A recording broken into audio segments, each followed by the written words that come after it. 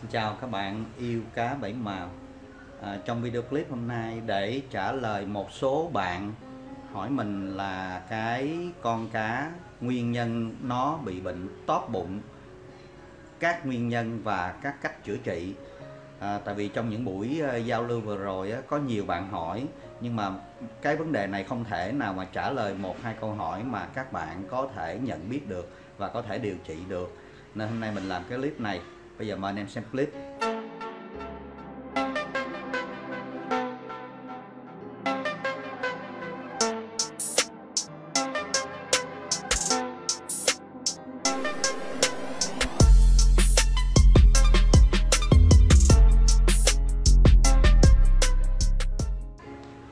Thường khi các bạn nuôi cá, trước sau gì thì con cá của bạn nó cũng có một cái số hiện tượng như bệnh tóp bụng và bị bệnh sình bụng. Và trong video clip ngày hôm nay mình chủ yếu là nói về bệnh tóp bụng. Còn cái bị bệnh sình bụng thì trước đây mình cũng có làm video clip. Các bạn hãy tìm ở trong cái tab video, các bạn bấm vào đó, các bạn kéo xuống nhìn xem các clip ở dưới nó có nguyên nhân tóp bụng, nguyên nhân sình bụng. Và ngày hôm nay là mình nói về tóp bụng. Tóp bụng nó có hai nguyên nhân. Một cái nguyên nhân là do nó bị bệnh đường ruột. Cái nguyên nhân thứ hai mà nó tóp bụng là nó bị bệnh nội ký sinh trùng, có nghĩa là nó bị bệnh sáng lãi đó. Thì trong cái clip trước mình có làm một cái clip trị bệnh tóp bụng về cái con ký sinh trùng đó là sáng lãi. Thì các bạn nào muốn xem thì các bạn bấm vào tab video, các bạn bấm sổ xuống. Ở trong đó nó có nói về trị tóp bụng nội ký sinh trùng và nói về bệnh sình ruột luôn, bị bệnh sình bụng luôn. Các bạn mới chơi, các bạn nên cố gắng nghe kỹ một tí xíu. Nếu các bạn nghe không hiểu thì các bạn tua lại. Tại vì một câu hỏi các bạn hỏi mình không thể một câu mà mình trả lời mà các bạn có thể hiểu. Mình nuôi cá cũng lâu và mình đúc kết kinh nghiệm, mình nói cô đọng chỉ trong vòng không tới 10 phút mà các bạn coi, các bạn xem, các bạn bấm tua nữa, làm sao các bạn có thể hiểu được. Và con cá các bạn bệnh rồi các bạn cứ hỏi, và một câu trả lời thì không giải quyết được cho các bạn con cá các bạn hết bệnh đâu. Chỉ có những cái câu trả lời không hiểu thì các bạn hỏi, mình sẽ cố gắng mình trả lời. Thì đầu tiên con cá của các bạn nó bị bệnh tóp bụng, đó là do cái nguồn nước. Cái nguồn nước nó có hai loại. Thứ nhất là nguồn nước là về vấn đề cái nước giếng hay là cái nước máy. Nước giếng thì nó sẽ có nhiều cái thành phần kim loại và nhiều cái thành phần tạp chất ở trong đó. Khi các bạn đem lên các bạn chưa sủi kỹ, ở trong nước giếng nó nằm ở dưới tầng sâu dưới đất, nó có chứa nhiều kim loại và độ oxy hòa tan trong nước nó rất là ít, nên nó có nhiều tạp chất và con cá của các bạn nó dễ bị bệnh tóp bụng. Và một cái nữa là cái tạp chất. Cái nguồn nước của các bạn nó dơ thì nó có nhiều cái tạp chất.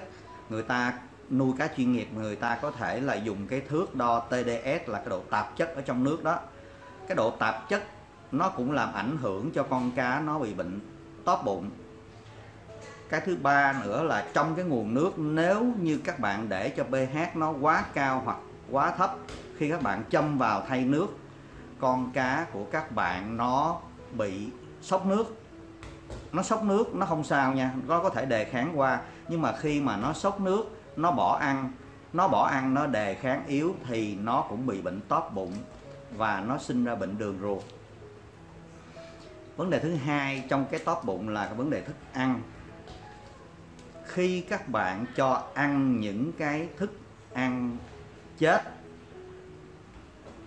nhất là artemia chết, trùng chết, bo chết, con cá của các bạn nó sẽ dễ bị bệnh. Một là sình bụng, hai là nó sinh ra vi khuẩn đường ruột. Và khi mà nó vi khuẩn đường ruột thì nó sẽ không ăn nữa.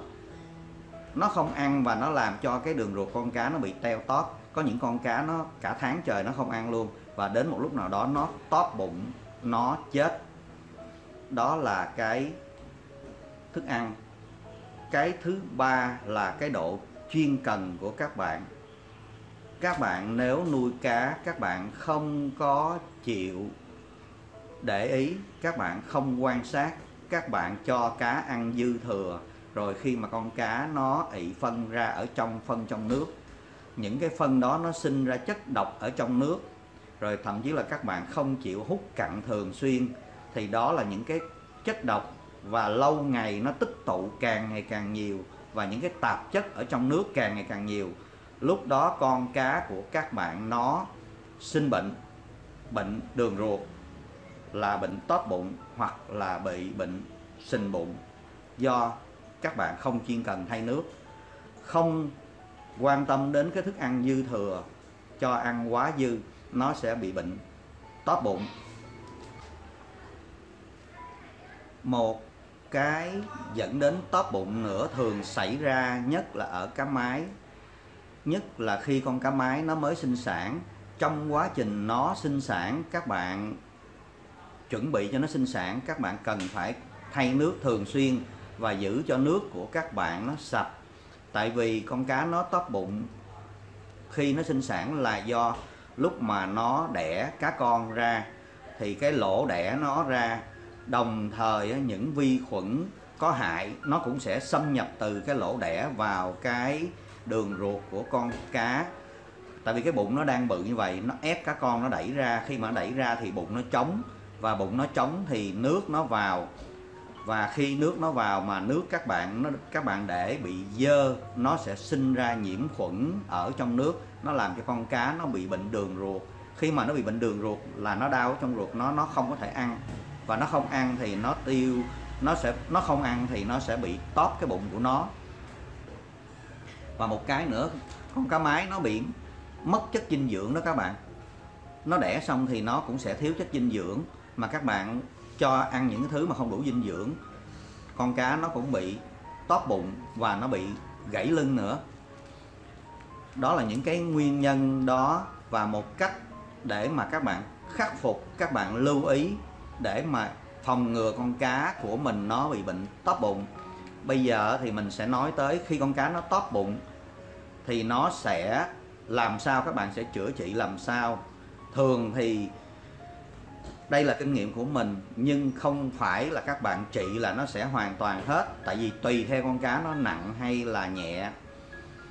Và khi con cá nó trị bệnh, và khi con cá nó đã bị bệnh đường ruột tóp bụng như vậy đó, các bạn sẽ lưu ý, muốn trị được con cá đường ruột, muốn trị được bệnh đường ruột cho con cá, bệnh tóp bụng hay là bệnh sình bụng, thì nó sẽ có hai nguyên nhân sau đây. Đầu tiên là mình phải chữa ở trong cái nội ruột của con cá, thì cái thuốc metronidazole hoặc các bạn thay bằng tinidazole,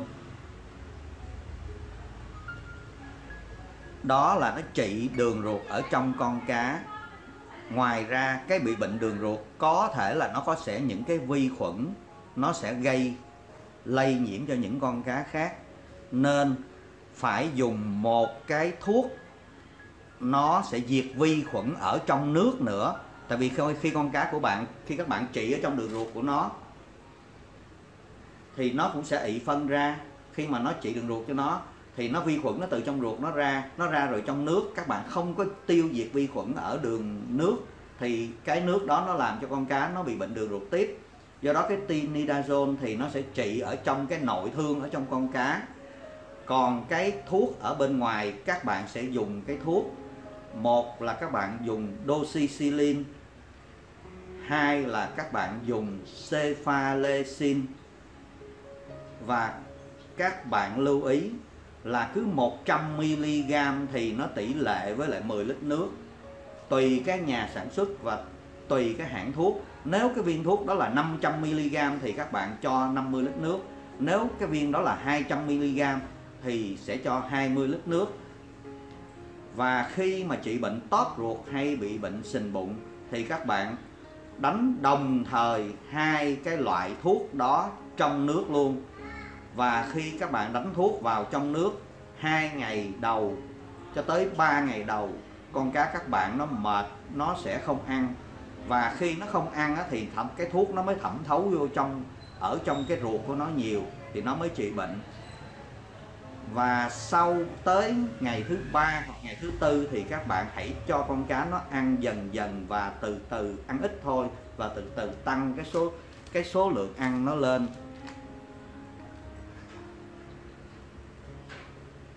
Và cái thuốc đó các bạn ngâm 3 ngày trở lên để cho nó mới tiêu diệt được cái vi khuẩn, nó thấm thuốc ở trong cái ruột con cá và nó tiêu diệt được vi khuẩn trong nước. Và sau 3 ngày các bạn hãy pha một cái liều lượng thuốc, một cái chai nước nào đó các bạn cho vào ở trong cái hồ cá của các bạn. Một cái chai thuốc đó, hai loại thuốc đó luôn là tinidazole và doxycycline hoặc là cephalizine. Và một cái chai đó, một cái chai đầy như vậy nè là 100%.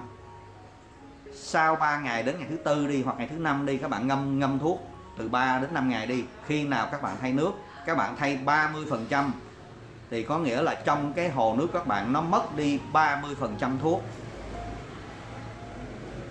Thì các bạn dùng một cái chai mà của 100% thuốc, các bạn pha hai loại thuốc đó, các bạn châm đi 30%.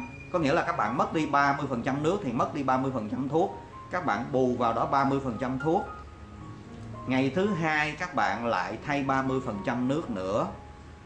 Cái ngày kế tiếp đó, chứ không phải là ngày thứ 2 đâu. Ngày kế tiếp các bạn thay 30% nước nữa. Và các bạn châm tiếp 30% nước bổ sung vào. Và tiếp nữa, một cái ngày nữa là các bạn thay 30-40% nước nữa. Thì các bạn còn lại 30-40% thuốc ở trong một cái chai đó đó. Các bạn đổ vào để mà bù cho cái thuốc. Thì thường là trị một con cá bị bệnh đường ruột, một cái liều trị của nó phải là 7 ngày trở lên thì con cá của các bạn nó may ra nó mới hết. Là có nghĩa là 3 ngày đầu các bạn không cho ăn, tới ngày thứ 4 các bạn mới cho ăn. Hoặc là 4 ngày đầu các bạn không thay nước, tới ngày thứ 5 các bạn thay nước, châm 30% thuốc.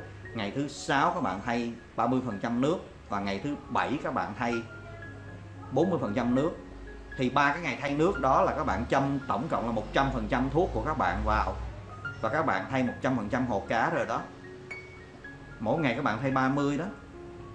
Tại vì nếu các bạn thay hết liền, con cá của các bạn nó sẽ bị sốc. Nên mình chỉ khuyên các bạn là thay 30% thôi. Và khi thay 30% thì các bạn châm 30% đó để mà bù vào. Phần chia sẻ kinh nghiệm của mình tới đây là hết. Mình chúc các bạn nuôi cá thành công. Các bạn thấy hữu ích, các bạn hãy bấm like, bấm đăng ký. Và nếu các bạn thấy hay thì hãy bấm share trên trang cá nhân của mình. Cảm ơn các bạn đã xem. Bye bye các bạn và hẹn gặp lại lần sau. Bye bye nha.